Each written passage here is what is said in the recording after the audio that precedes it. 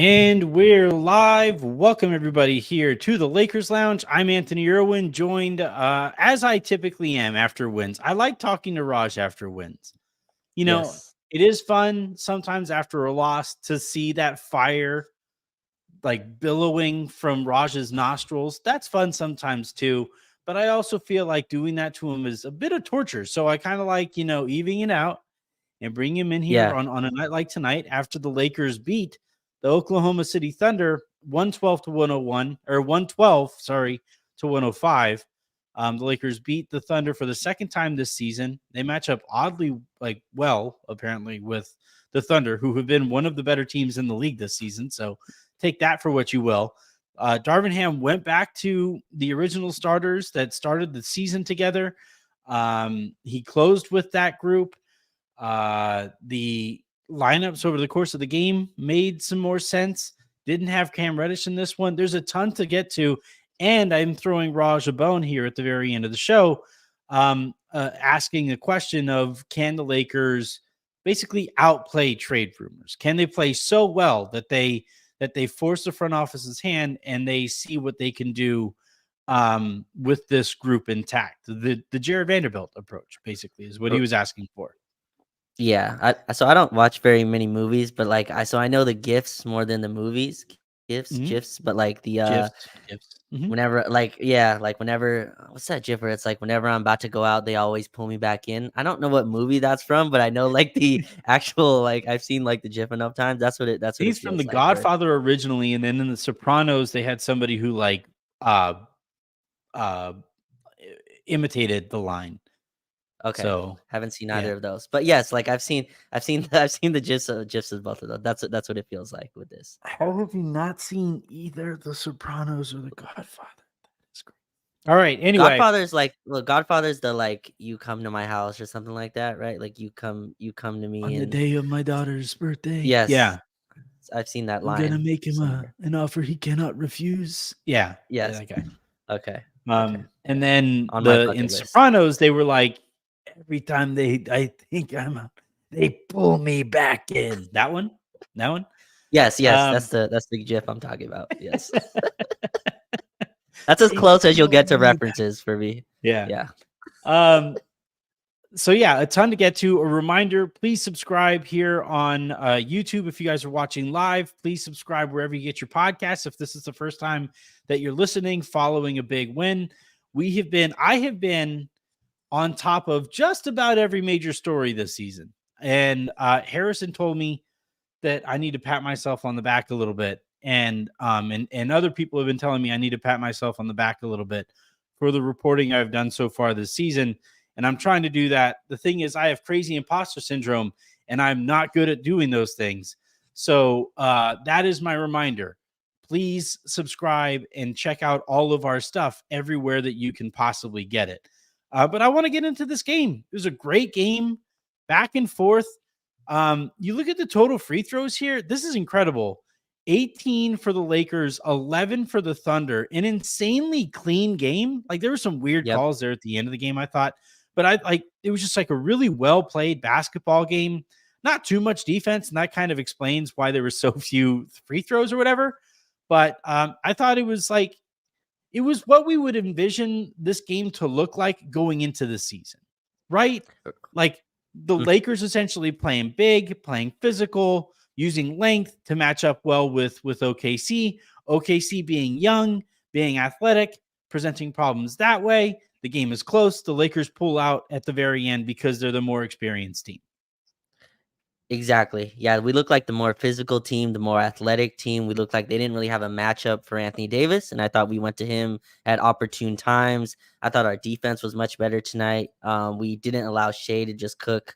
And again, the Torian Prince Shai matchup, there were a few possessions where Shai just left him in the dust a few times, but I thought our defensive game plan was on point. We trapped him in the right place. We had good help at the rim.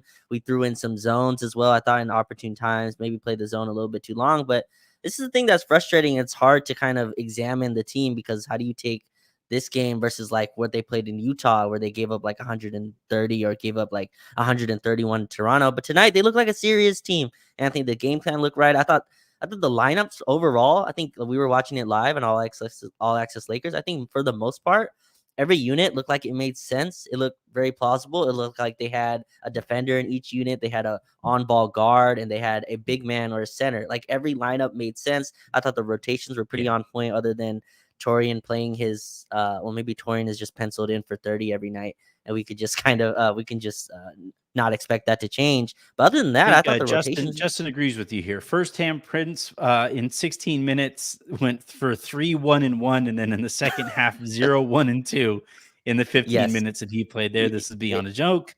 Ham thinks he's the third best player, plays 11 minutes more than Rui, 13 more than Vando.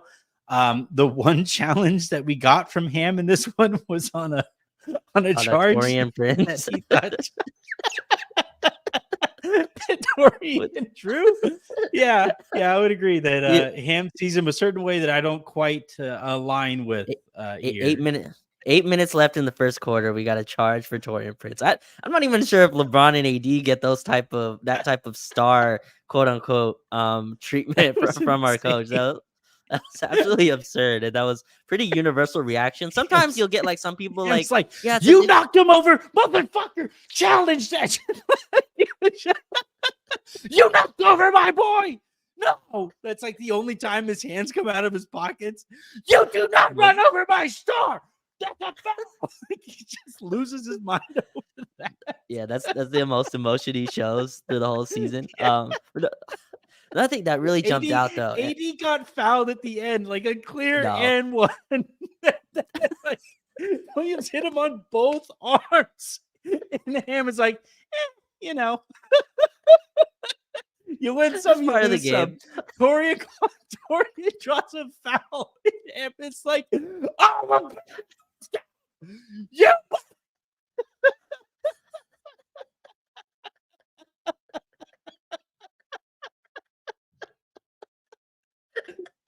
It was such a quick challenge too. He didn't even look at his bench. He just challenged.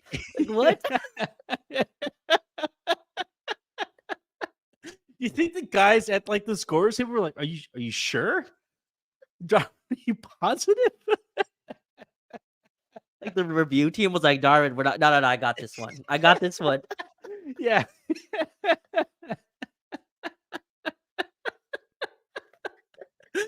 Meanwhile, 80's arm is like hanging off of his body limp. Good no call, ref. It's a tough one. The whole bench is like irate, and Ham is just sitting there like, your points are being made. Like,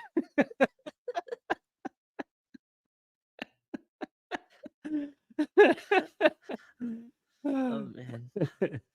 Yeah, right. Prince takes that charge, and Ham is there. Look what they've done to my boy. Look what they've they murdered my boy. Oh man. Anyway, honestly though, like not much to gripe about. Obviously the Prince minutes are tough, and I think they are just going to continue to be tough.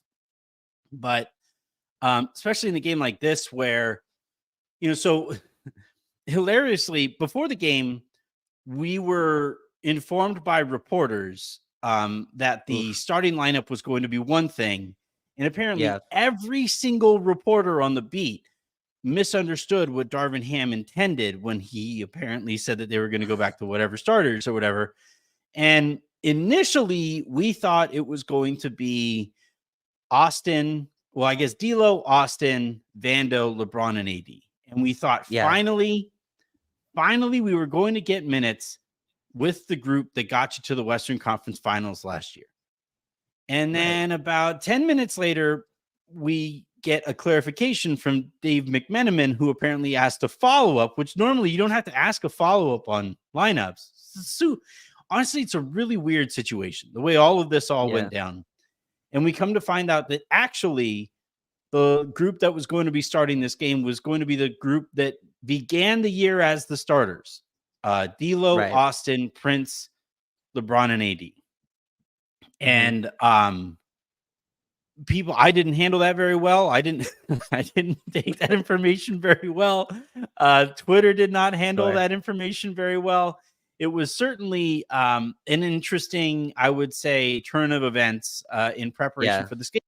It became even more terrifying when you realized, oh shit, Shai Gilgeous-Alexander is playing for the other team, and you're going to have Taurean Prince guarding Shai with no perimeter help because the other guys out there with him are going to be Austin and D'Lo. And fortunately, Shai apparently has been dealing with some injury stuff as of late. There was some question as to whether or not he was even going to play in this game. So maybe the Lakers got a little lucky here. Sure. Regardless, sometimes it's better to be lucky than good. You prefer to be good more often than not. And it winds up working out in the Lakers' favor. The first half didn't look that great. Second half, though, I thought that group played a little better. Right. Yeah. And I think like with that group, obviously, I think all of us wanted Vando to start, and there was jubilation all across Lakers Twitter for about 2 minutes. It was a very fun and enjoyable 2 minutes. And then we realized that Torian was starting. My favorite thing about this, Anthony, is like if you listen to Darvin Ham talk, even in the post game, he calls it a new lineup. It's not really a new lineup. We saw it we saw it to start the season. But Darvin, he's did you calling know it that like you started the season with these guys? But what is kind of new about it, I think at the time, and obviously Austin's benching for Cam Reddish, part of it was defensively, but it was also offensively. Austin was really struggling shooting the Yeah. basketball to start the season. I think D'Lo started off well, but kind of tapered off. And I think this lineup, what it actually was supposed to be in the vision of this unit, was like a more offensive lenient unit, and that gives LeBron and AD a little bit more room to operate. And I think we kind of saw that tonight. We saw Austin and D'Lo a second straight game.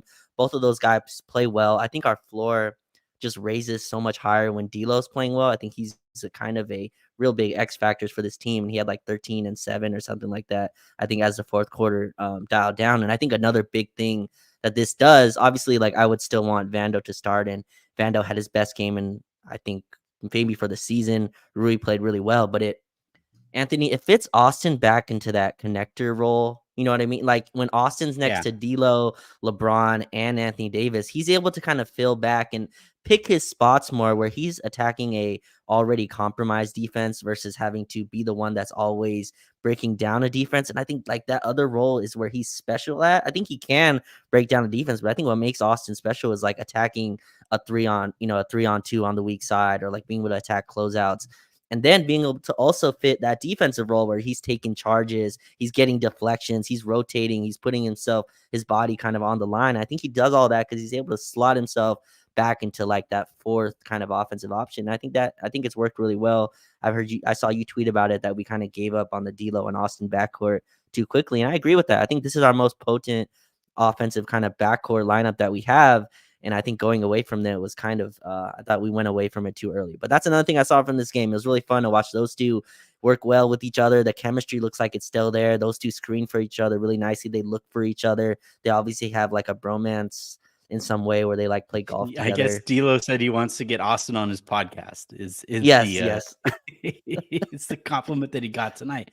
I would also say, as far as the Austin D'Lo thing, if you just go back and you look at how the way the season kind of played out for those two, right? So one, the Lakers essentially wanted Austin to be like their primary ball handler there, and he and D'Lo were kind of tripping over each other's feet in terms of trying Yep. to figure out like who should have the ball when, what the other person should be doing if they're trying to, make all of this work. And I think that was a factor there, at the beginning of the season. And then also you had Austin coming back from FIBA, and he didn't have his legs, and his shot was way off, as you pointed out.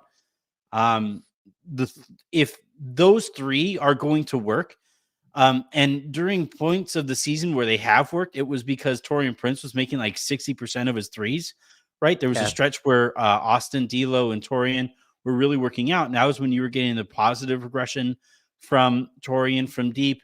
And that 3-man lineup played actually pretty well for like a 10, 15 game stretch there. And so essentially what you're hoping for there is to be so potent offensively that you make up for the defense there. And early in the season, that was not the case. That lineup was not working offensively, and they were getting torched defensively. And I still have questions about that group defensively. I was pretty annoyed that he went in a spot where the Lakers desperately needed stops.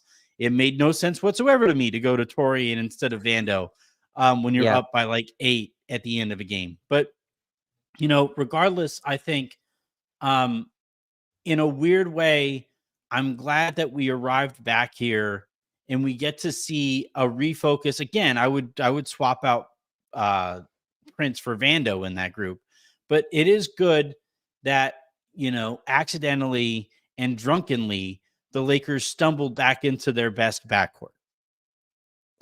Right, most definitely, and I think that's important for this team. And I thought you saw it make life a lot easier for LeBron as well. And I think we're getting to the point of the season, Anthony. Like we need to like stick with lineups and kind of stick with an identity and stick with the scheme that we're running and an offensive line. But it's really tough when you're just benching guys left and right. And Darvin keeps saying foreseeable future. I don't know what that means. The I think last he time he said that, said but that, Rui got hurt. So, like, find a different phrase, Darvin, please. right. Well, I mean, foreseeable future can be anything, right? It can be the next day, it can be the next month. But Yeah. like, I'm with you. I'm glad they kind of arrived back at this Austin D'Lo backcourt because I think, and again, like I think the frustrating part is like the Austin D'Lo Vando LeBron AD unit that might not even work. Like, but I want to see it. I want to like make sure it doesn't work. I would like to at least have it given a chance. And we got so close to it a few times tonight, and like Vando kept getting subbed out for Torian. It felt like Darvin Ham was kind of trolling the fan base. But I agree with you. I think we need to play our backcourt. We're so terrible offensively that I think like these things are connected. Where like when you're so bad offensively, it puts so much pressure on your defense. And like every defensive possession feels larger than it should be because you just can't score on the other end. Your half court offense was like the 28th in the league or something like that. We're 22nd in offense since the IST. And I think those as defensive units aren't defending well enough either. We're 22nd in defense as well. So I agree with you. I think Austin and D'Lo, you make this point a lot, are like your third and fourth best players. Like I think it's Yeah. just really tough to have your third and fourth best players coming off the bench, and then you can keep going down the line with that. Rui is probably your fifth, For a and while, they he's were also not playing together. To have your yeah, third and yeah, fourth best players just like not play together, there's not enough connective identity there to your team. right, yeah. And I think the other part too is like I think LeBron needs some offensive creation next to them, and I think Austin and D'Lo kind of give you that nice blend. And hopefully, again, that's like blended in with the wings that we have. I think OKC also missed just a lot of threes tonight. They got a ton up, and the Lakers defense is kind of that's what they want to give up. They like have specific shooters that they're okay shooting the basketball. Josh Giddey was a guy that they were okay with shooting. The other Jalen, J Dub was a guy they were also okay with giving up 3-point attempts to. And OKC missed a lot, but I really like the process was really good tonight. I thought we rebounded well. I thought like our defense was solid. Everyone was engaged. We held OKC to like 105 points. We kind of took away the easy baskets from Shai. Just hopefully they can kind of pile this over to the next game. But Austin D'Lo really well. I like the backcourt, and hopefully they stick with that going forward. I thought a big factor in them working tonight was that Austin moved off of the ball, and the roles between them was very clearly D'Lo was managing the ball. Yep. Austin, you go back to doing the connective, I always use the analogy of the brick and mortar thing, right? Your bricks are your Anthony Davises and your LeBron James, and then like everybody else basically operates as your mortar, and their job is to help fortify the structure there. And tonight, I think for most of the season, the Lakers have tried to like force Austin into a brick role when Yeah. really I think at his best he's more of a mortar type player. And tonight you saw him take a charge. You saw him make more of an impact in help defense, even if he wasn't taking charge. He had a strip at one point earlier in the game. Also, he was the second pass that swings the ball around and or Yep. benefits from those swing passes. Like he's capable, and this is what makes Austin so special. It's why I'm kind of reluctant to trade him, is that he can do both things. He can Yep. function on the ball, and we've seen him close out games on the ball, but he can also move off of it and allow somebody like D'Lo, who clearly feels a lot more comfortable on the ball, to function as such. And, you compare that to say like DeJounte Murray, and the whole reason for all of the tension and the reason that that team hasn't functioned the way that they should have since trading for Murray is that he hasn't been comfortable operating off of the ball, and he has to play that way. And like, if you're swapping Reeves out for that guy, I think Murray clearly is the more talented player, far and away. Like, it's not even a Sure. question. Sure. But in terms of like utility on a team, I like the fact that Austin can operate this way and the other way and allow somebody like D'Lo to go from, and like, it was funny. Did you see, like, I think it was like last week or a few days ago or so, D'Lo had that excerpt from his podcast where Yeah. it was like they were saying like this is him saying he doesn't like starting, when really what he was saying is that like he doesn't feel functionally productive if he isn't Hmm. on the ball, right? He Right. needs to feel the ball in his hands to feel like he's making an Hmm. impact on the game. And so when you have Austin become more of a mortar type player, and you move D'Lo into being more of a brick on the offense in this, in this analogy, um, the team makes more sense. And I thought tonight the offense looked a lot more productive and a lot smoother when the two guys weren't like tiptoeing around. Is it your turn? Is it my turn? Do I do this? Do I do whatever? Right, right. It's definitely felt like it was more D'Lo on ball, and I think LeBron likes to pick his spots within games of where he'll take the basketball, and I think he likes to just have a whole first quarter like possessions where another guard has the basketball, and when Austin was starting, it was him. And it was looking clunky. I think Austin was super efficient with his offense, but he doesn't really get other guys involved like that. Like his playmaking obviously isn't up to the level where D'Lo is, and yeah, I heard that podcast excerpt, and if you listen to D'Lo talk, that wasn't the first time he said that. He's spoken about this a lot where he's like, I'm Yeah. a point guard. I need the basketball in my hands. I can kind of decipher where the ball's supposed to go. I can play make, and then I can get myself going. I'm not going to get going taking 4 or 5 shots a game. But I think you saw like he's kind of showed you these last 2 games.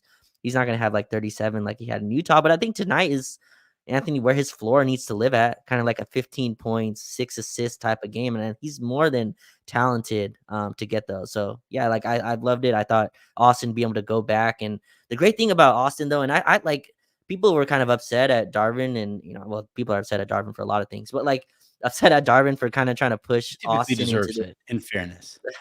sure. But like trying to push Austin into this on ball role. And I think that was like the natural progression. If you see a guy kill it in the playoffs, I think the natural next question is what can he do if we up the usage, right? Like if we gave him Yeah. more on ball possessions. And I think that was like a legit question that they needed answered. And I think we got the answer that he's probably not ready for that, for like on ball possessions every single time running full units, but he's still super special off the ball. How many driving kicks did we get tonight? When's the last time we got this many like driving kicks? You saw Torian driving and kicking. And I think that was the vision for this team. And I think Austin kind of fits in around that, where him and D'Lo as a backcourt. Another thing it did, end of the game, you couldn't hide Shai. They were trying to hide Shai on D'Lo, and they're like, we're just gonna have D'Lo come and screen. You're gonna be involved in the action, and that's what like having.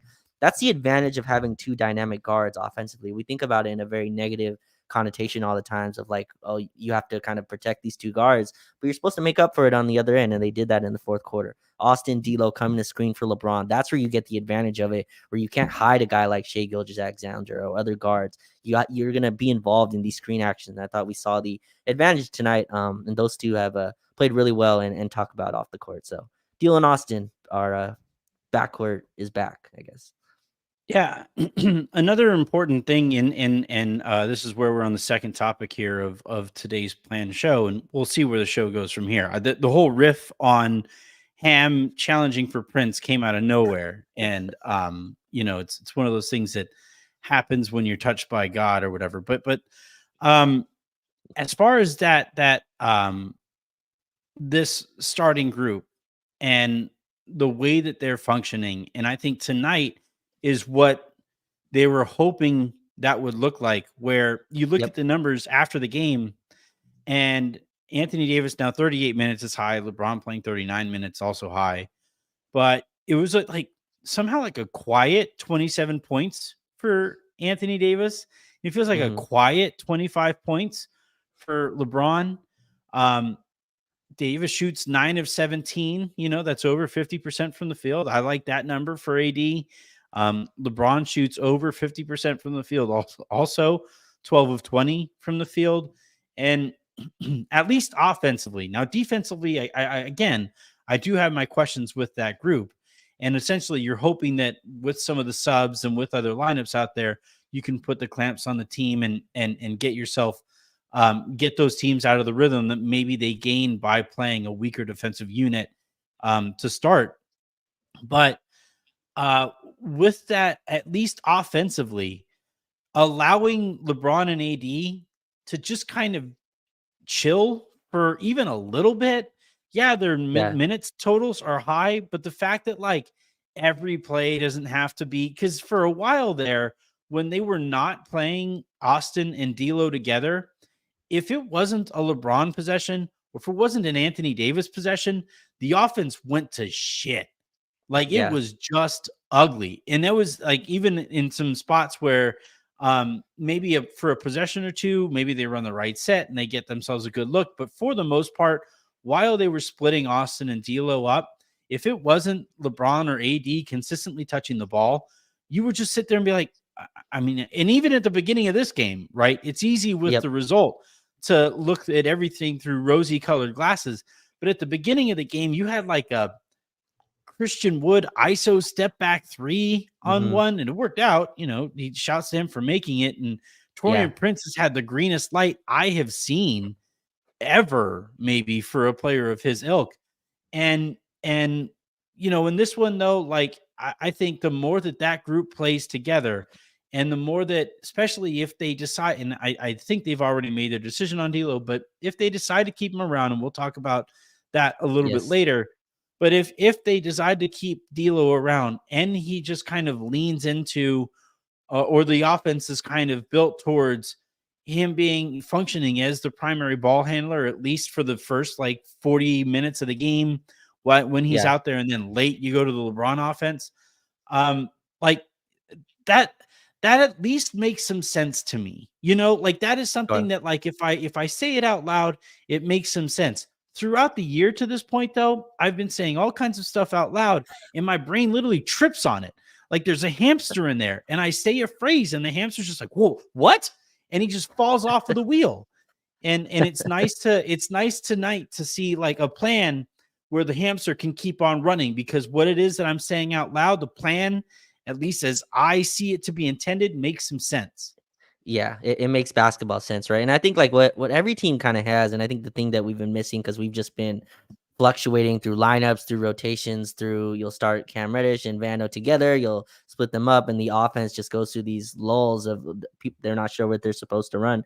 Every team kind of has a set play that they start games with, or when they're in trouble, they go to this, right? Like I always make the point, the Clippers, like the way their offense is kind of structured is it's a Harden Zoo pick and roll, which just kills my heart. But like it's a Harden Zoo. It's their initial attack on you is a Harden Zoo pick and roll, and how you defend that is how they counter to it. So if you tag it, you have Kawhi and PG on the opposite end, or if you don't step up, Harden has a floater or he has a lob to Zoo. And I think like the Lakers need attacks like that, and our attack from that was really a D'Lo AD screen and roll. D'Lo looks for AD probably more than anyone, as much as LeBron and Yeah. him and AD have had like a really nice relationship on the ball. And I think that's a place where both of those guys have a really nice chemistry going on from last season. And that's kind of where you can kind of start your offense. And yeah, LeBron can kind of chill. And I think the reason their games felt so quiet tonight is because they're not trying to pierce a defense 1-on-5, right? Like Yeah. it doesn't look like they're trying to, like LeBron doesn't have to drive from the top of the key every single time and barrel to the basket. LeBron one free throw tonight, by the way. I think it was on a technical, so like, or was it an and one? I think it was an and one, but yeah, just he's still not really getting to the line. I think his drives also weren't up tonight, but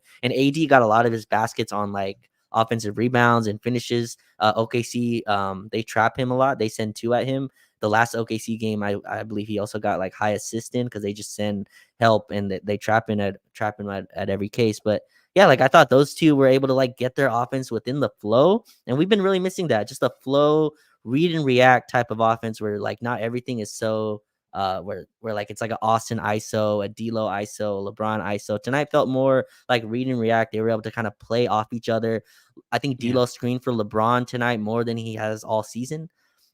Yeah. D'Lo is so sad because D'Lo got called for a moving screen. D'Lo wanted no part of making any Such a terrible contact. call. But not just that, D'Lo makes no contact on his screens Yeah. anyway. Like he sets the most like non-contact picks that he got I a feel like moving that's the screen for. explanation. Like, when like, off to the side after the call, Yeah, guys will yeah, have a conversation with the ref who make the call. And D'Lo is like honest about himself in a yeah. way where he'd be like, ref, I don't actually set screens, right? Like, Right. what are you Yeah. doing calling on this? I have not made contact on a screen all season. Go back and look at the one that you just called on me right now. I slapped Lou Dort on the butt and he fell over. Like, Oh man, the flop by Lou Dort just absolutely. I think the Emmys are going on right now. Like Lou Dort, yeah, just absolute perfect acting there. But yeah, like D'Lo screening for LeBron and stuff that we haven't been seeing. Austin came and screened for him at the end of games. But like, remember you talked about that scout that said the Lakers don't really run a lot of stuff. They run good stuff, they just don't keep up with it. And I go think you away from saw it. that a lot. They go away from it, right? And I think you saw a lot of freestyle offense. Sometimes you see like Christian Wood just decide it's Christian Wood time. Like he'll like go through his legs and just decide that it's his turn to kind of ISO. But I think when we can, like, I think we have good stuff in kind of our playbook that we go away from. And I think a lot of that is centered around our best offensive players, and that's LeBron, AD, D'Lo, and Austin. And I think we saw that tonight for sure. All right. The last question here before we get you guys out of here. The Lakers, obviously, we are recording this. My time, it is January 16th. They played this game on January 15th, which means they played this game on the day that D'Angelo Russell, Austin Reeves, Rui Hachimura can officially be traded. And we kind of like quickly talked about this on playback tonight. And by the way, if you want to watch games with me and Raj, if you enjoy this back and forth here, we had a hilarious moment at halftime tonight. Maybe the funniest halftime in the history of halftimes. But playback.tv/all access Lakers is where you could tune in to Raj and Shub and Rome. Sometimes Aaron is there. I am there on weeknights. But so the topic that you kind of hit on, and it is such a perfectly Raj question because it's so well intended, is like, is there a scenario here? And you used the extreme example of a 12-game winning streak that would convince the Lakers not to make a major change to this roster, or to, can guys play themselves out of, trade, not eligibility, but like the Lakers' interest in trading that player. And yeah, I find that to be a very interesting and a fascinating topic. And I guess I will start with what I know about various guys, right? Okay. And I'm here to say that, like, I would be pretty surprised, and this has been the case all year. This message has been relayed to me all year. I would be pretty surprised if D'Angelo Russell was on the team past the deadline. I'm just going to be blunt. It would take a 12-game winning streak to like basically make them reconsider that idea. And look, with Okay. him now, it's hard to trade a starter. It's hard to trade a starter and then bring whoever it is that you bring in and inject them and get them to work as a starter from that point forward.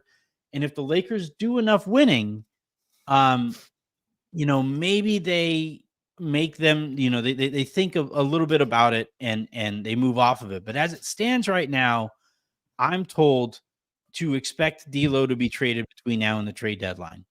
Now, when it comes to Austin, the Lakers are looking for a reason not to trade him, right? They are looking for any excuse whatsoever not to trade him. They don't want to include him in a DeJounte Yeah. Murray trade. And the season would have to continue sliding in order for them to feel the need to trade him for DeJounte Murray. Uh, Right. as far as like Rui Hachimura, like falls, like if those are the two ends of the spectrum, right? Where D'Lo is on one end and the Lakers see an outcome with him. And Austin is on the other end of that spectrum, and they don't want to trade Austin. Rui is somewhere in the middle, probably closer to the Austin side than to the D'Lo side. They love Rui as a person. He loves being a Laker. They like the fact that he played really well in that playoff setting, and playoff experience and playoff success is something that you don't like just trade away willy nilly. He also plays at a position that, is critical in this NBA. And I just hate the idea of trading a wing for a guard, period, Yeah. almost. And so I think that's a factor as well. So, like, as far as those three guys in particular, that's the scenario as it stands right now. And again, as I said with Aaron, as I have said all along, when I report stuff, especially during this time of year, this is as of 12:42 a.m. my time, 10:42 Pacific time, 12:42 my time. That is the Yeah. situation as I. But like, if you're asking, can it happen? I guess it can. Will it? I'd be pretty surprised. Okay, so obviously I'm sitting outside the kitchen and I'm at like the table and I'm seeing what's coming out. And there's just Yeah. nothing that's coming out of the kitchen, Anthony, where I would send Austin Reeves back in. Like I'm keeping Austin Reeves on, on this team. I just haven't seen anything to me that would move Austin forward. I think DeJounte Murray, I've loved him for a long time.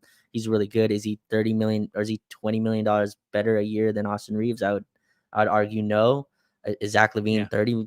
$35 million a year better than Austin Reeves? No. I would argue no as well. And with the D'Lo point, the only reason like that part frustrates me because all summer, like it was talking about continuity, it was talking about building on what they did last season, and everything about D'Lo was like his last name was tradable contract. So D'Angelo Russell tradable contract, good player. D'Angelo Russell tradable contract. Like they could not speak about D'Lo the basketball player. They had to say the tradable contract part before even getting into anything that he brought on the floor. I just think like this, like obviously, I think the Lakers and D'Angelo Russell's a very smart guy. He understood that when he signed the contract, it was extremely movable, and he waived his no trade clause. So obviously, he had that in mind. The reason I kind of brought up that question is I think this team needs to go on a run like pretty quickly here just to catch up.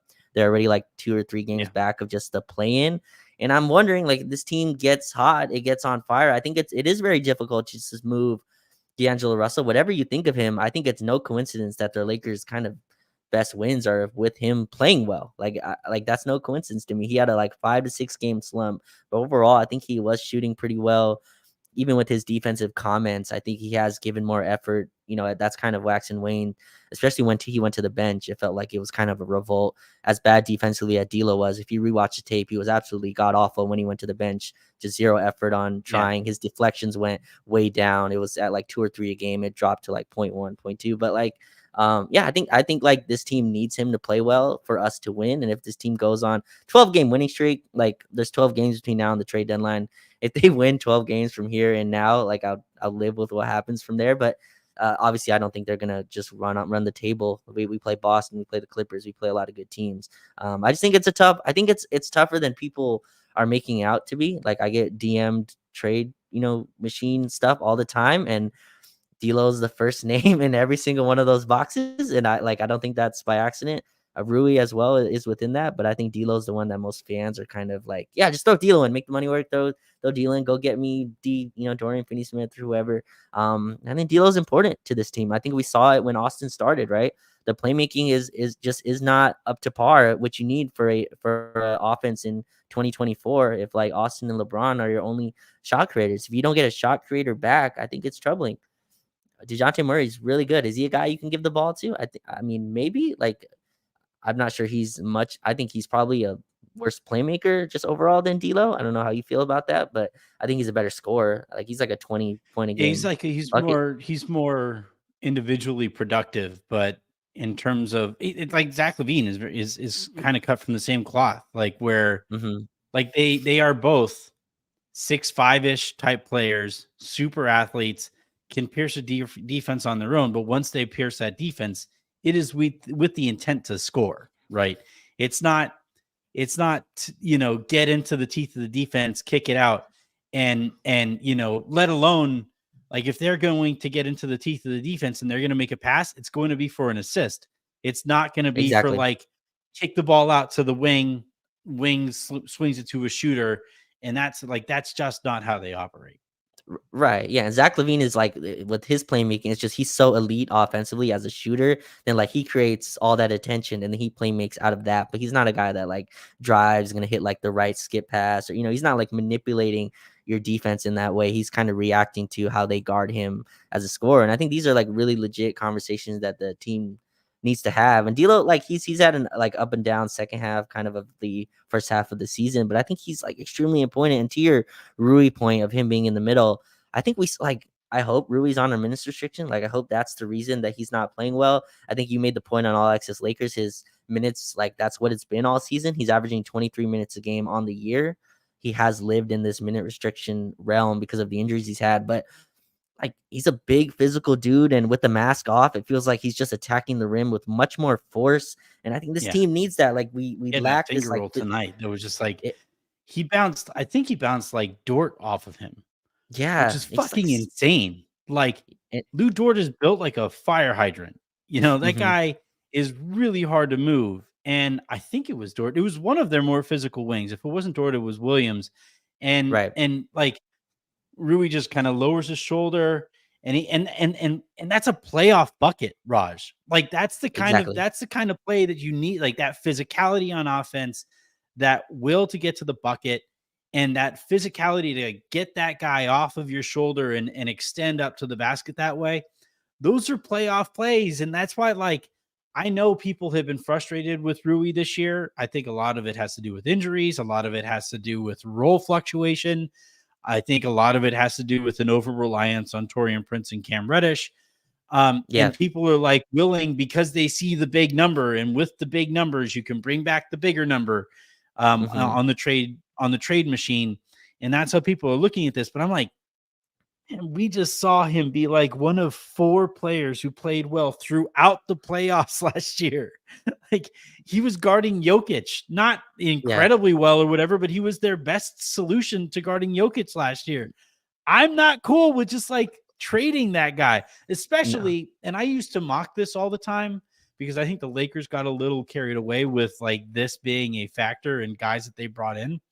But the desire to be a Laker, To be here.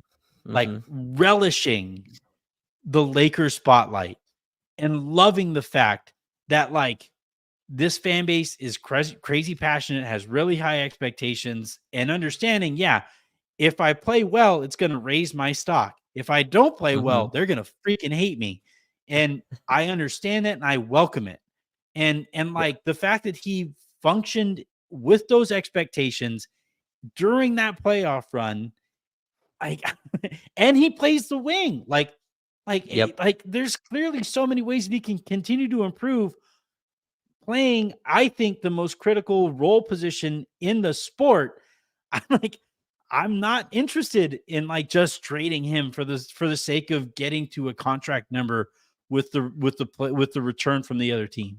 Yeah, me either. Yeah, I don't want him to just be salary filler as well. And he's also like, I think he's so much more suited for playoff basketball. Like I think in the regular season, it kind of looks up and down. And I think Darvin Ham has like a proclivity to like lean towards speed, like or lean towards Yeah. smaller players, which is leaning towards speed. And I think he just doesn't like Rui's foot speed. But you watch him tonight, he had some plays switching on Shea. Like he did a nice job on him, and he's like a matchup nightmare in the playoffs. You play him next to LeBron, and AD, like your third smallest Remember how dude has to physical go in. they looked?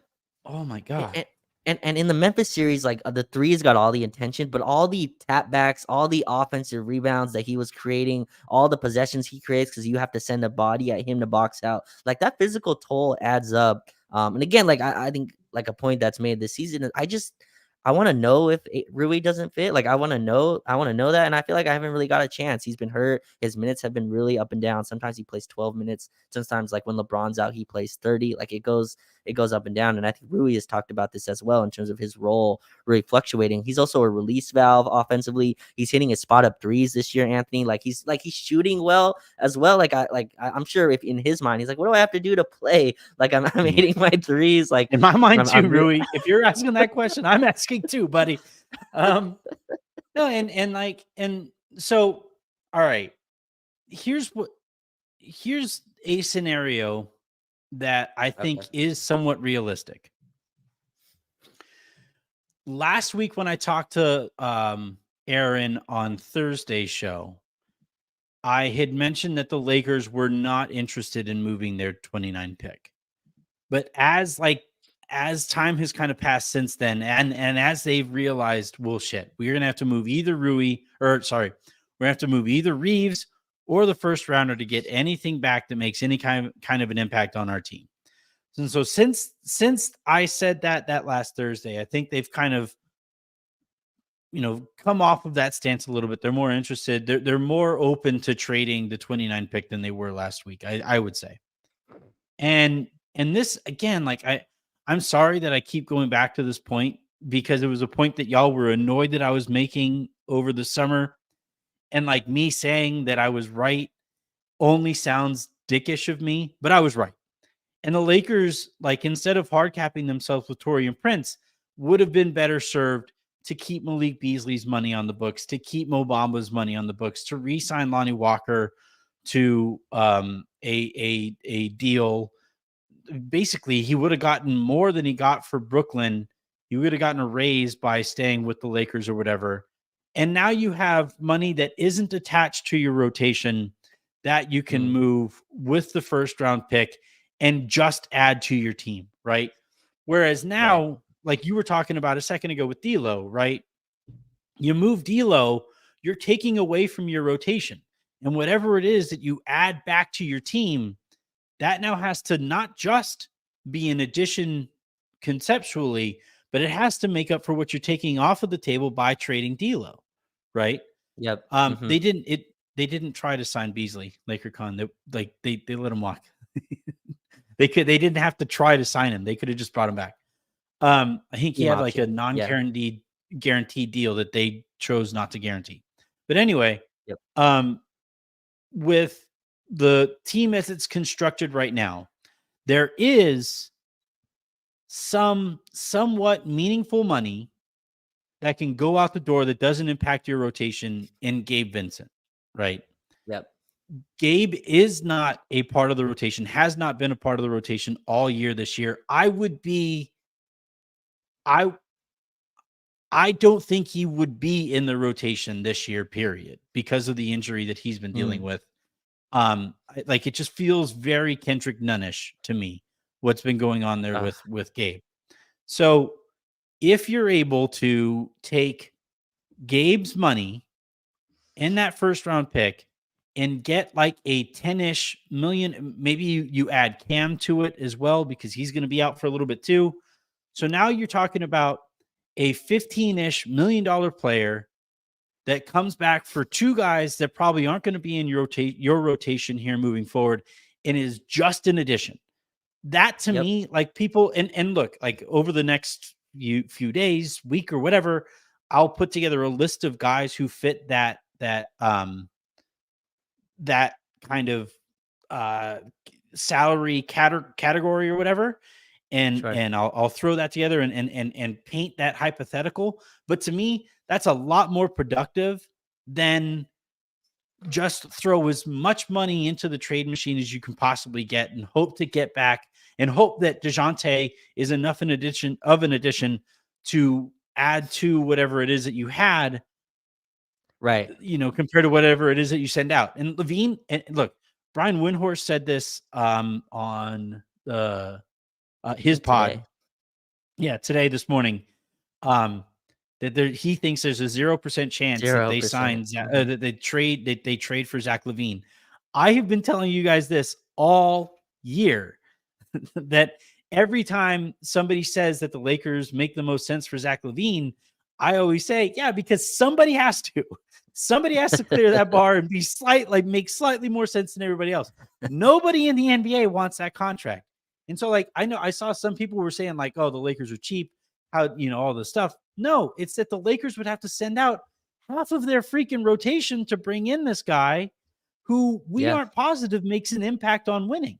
So, like, like, this is what I'm talking about when, like, can the Lakers play their way out of trade talks and trade rumors and stuff like that. Yeah, they technically can. And maybe I could even say that about D'Lo in this specific hypothetical. But like that's the extent of what that would look like.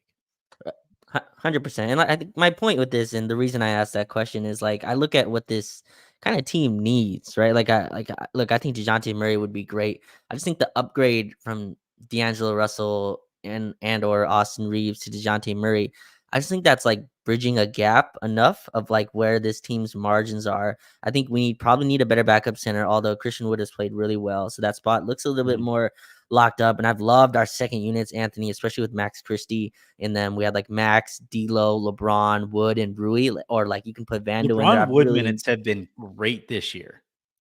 Yeah, our second units have been really solid recently since Wood kind of re-entered and Jackson Hayes has kind of been kicked out of the rotation. I think this team needs like a movement shooter, like one elite fire alarm movement shooter that you can run off screens. And I think you can get that without messing up rotation. I think a Gabe Vincent or whatever that salary, and you'll create the list a little bit later. But I think like those players makes more than you think. Like Jalen Hood-Schifino, and it's essentially like trading like a. No, not Jalen. Not his yet. value isn't first round pick. It's not first round pick value. He's diminished in value to that point. But it's essentially like trading like a high second, a late first, a high second. So if you basically send out Cam, Gabe, and Hood-Schifino in that first rounder, and you see what you can get back for that package, no, it's not going to be as exciting a name as we're talking about with Zach LaVine or DeJounte Murray or whoever like the name du jour might be. It to me would be a more feasible move. And by the way, Jared Vanderbilt had that interesting quote the other night that I think, or this morning, that I think requires more attention, where he said, "We don't think we need this giant trade to go on a run. We've gone on a run before." And again, I have been saying all year that the core from last year's team has just been begging, buy into us, reinvest into us, re-believe into. I don't know why they stopped believing us, but freaking start believing in us.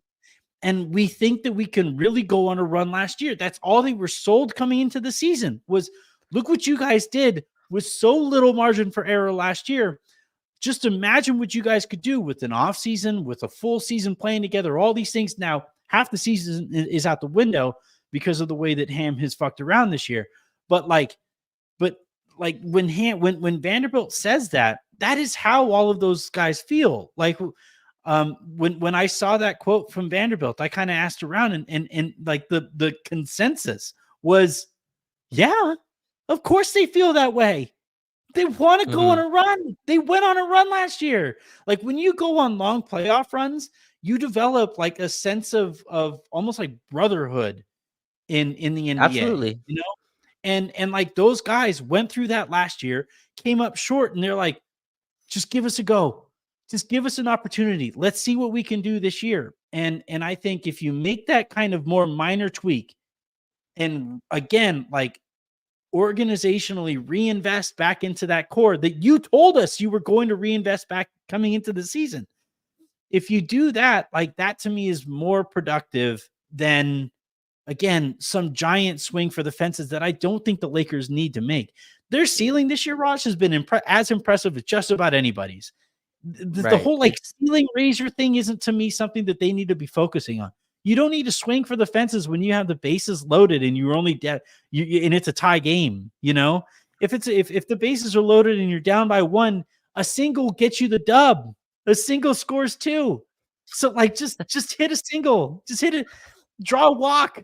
But if you swing for the fences trying to hit a grand slam in the bottom of the ninth and you strike out, then you're screwed. Then you squandered that opportunity.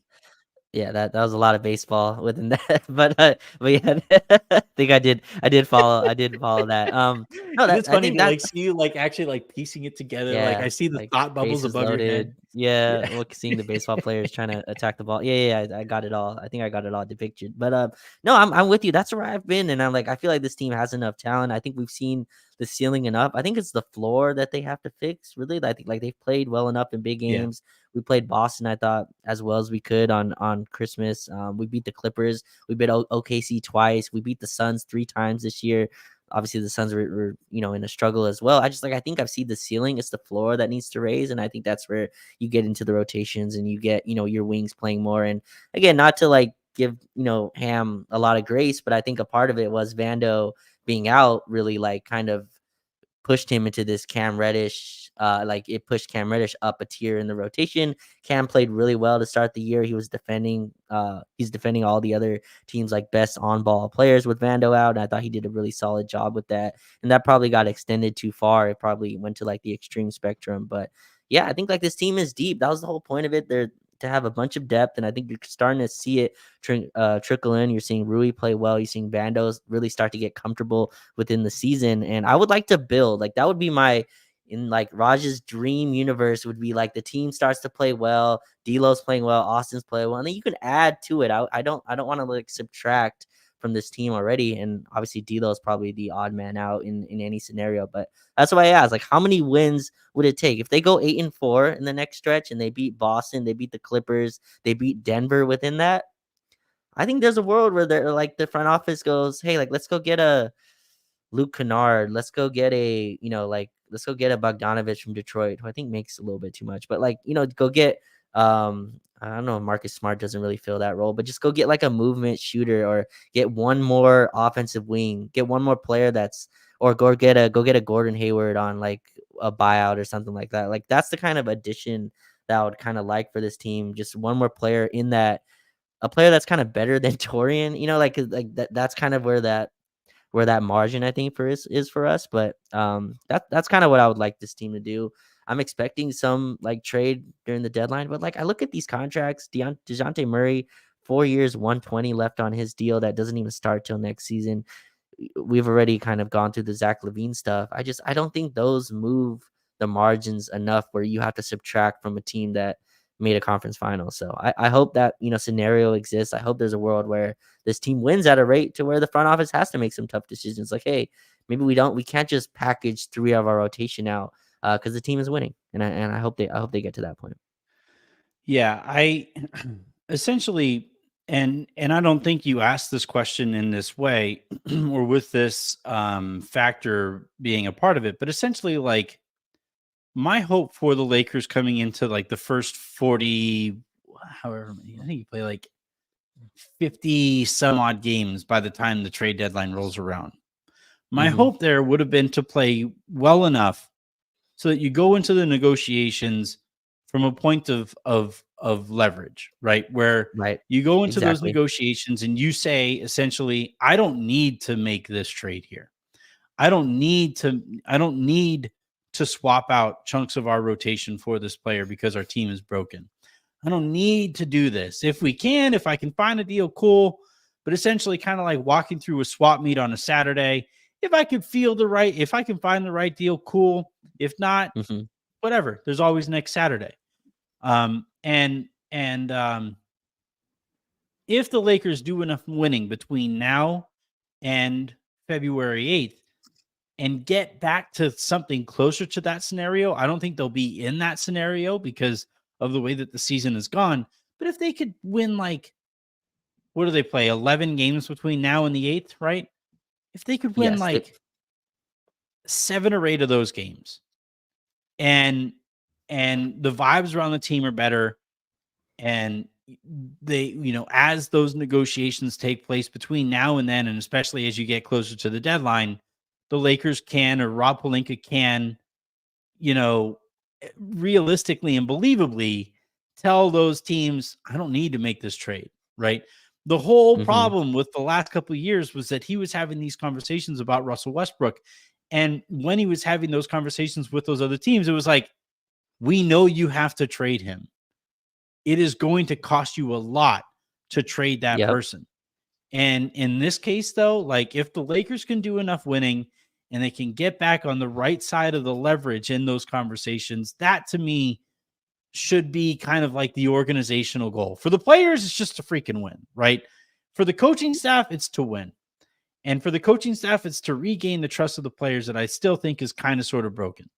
But for the organization, they need to be rooting for wins here so that when those negotiations happen with these other teams, they can do so without like understanding and without the understanding going into those conversations of, we know you're fucked.